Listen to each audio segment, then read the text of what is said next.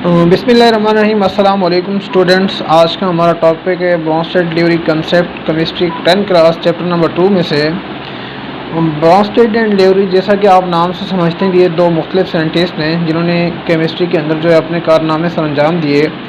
Brønsted जो कि Danish यानी डमिश्कस साइंटिस्ट था और इंग्लिश केमिस्ट ल्यूरी जो था इंग्लैंड का रहने वाला था।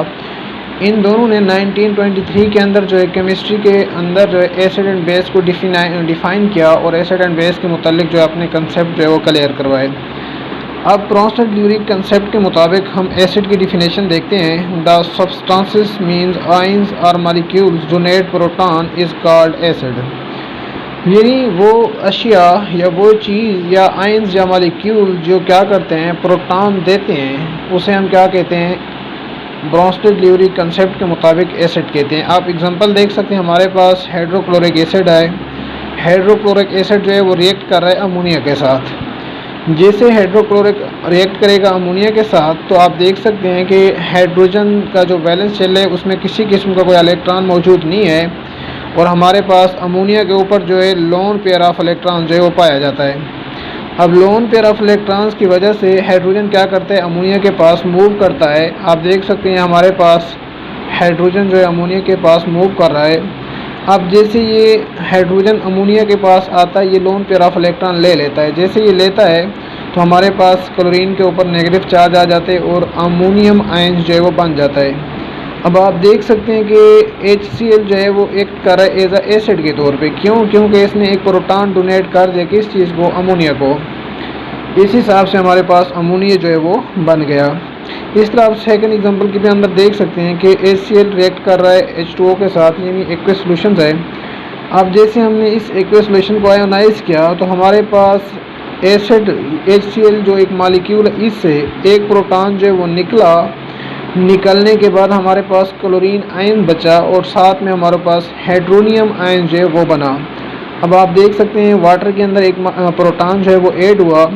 अब देने वाला जो था हमारे पास वो एसिड था। ये हमारे पास एक रिवर्सिबल रिएक्शन है, आप ये भी देख सकते हैं। अब ब्रॉन्स्टेड ल्यूरी कंसेप्ट के मुताबिक अगर हम देखें बेस की definitions, the substances which accept proton is called base. आप देख सकते हैं हमारे पास वो अशिया, वो आयंस, वो मॉलिक्यूल जो क्या कर सकते हैं, एक प्रोटॉन कबूल कर सकते हैं, उसे हम बेस का नाम देते हैं ब्रॉन्स्टेड ल्यूरी कंसेप्ट के मुताबिक। अब यहाँ पे देखिए हमारे पास HCl ये वर्क कर रहा है एक एसिड के तौर पे, साथ में हमारे पास अमोनिया वर्क कर रहा है बेस के तौर पे। अब HCl ने अपना एक प्रोटॉन दिया, अमोनिया ने एक प्रोटॉन वो लिया। जैसे उसने एक प्रोटॉन दे दिया सो ये हमारे पास एसिड बन गया। जैसे अमोनिया ने एक प्रोटॉन लिया सो ये हमारे पास बेस बन गया। अब देखिए हमारे पास क्लोरीन जो है वो एक एसिड बेस है और हमारे पास अमोनिया जो है वो क्या है, एक एसिड है। अब देखिए हमारे पास इसका कंसेप्ट यहाँ पे आपने देखा होगा डिफिनेशंस के अंदर जो हमारे पास आयंस और मॉलिक्यूल्स की बात हो रही है। ये तो हमारे पास मॉलिक्यूल्स हैं जो क्या कर रहे हैं बच्चे, ये हमारे पास मॉलिक्यूल हैं जो क्या करते हैं, यहाँ पे जो है एसिड और बेस के साथ रिएक्ट कर रहे हैं। इनके एसिड और बेस के साथ रिएक्ट करने से हमारे पास रेट ऑफ फॉरवर्ड रिएक्शन और रेट ऑफ रिवर्स रिएक्शन जो है आप यहाँ पे देख सकते हैं। अब बच्चे मैं आप लोगों का कंसेप्ट क्लियर करवा दूँ। यहाँ पे एंड पे हमारे पास जो है एसिड और बेस जो है आपस में रिएक्ट कर रहे हैं। ये हमारे पास ब्रॉन्स्टेड ल्यूरी कंसेप्ट के मुताबिक HCl से एक प्रोटॉन निकल रहा है, आप देख सकते हैं।